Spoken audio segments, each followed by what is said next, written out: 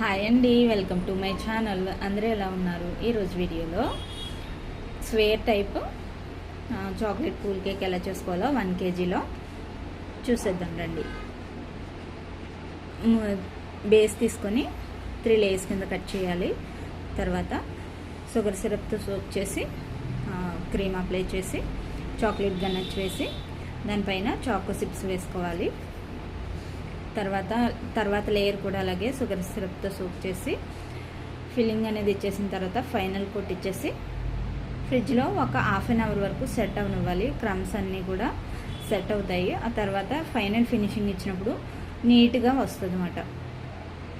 తర్వాత ఫైనల్గా chocolate గనచ్ని half వరకు వేసి మధ్యలో నేమ్ రాయాలని చెప్పేసి కొంచెం స్పేస్ వదిలేసాను.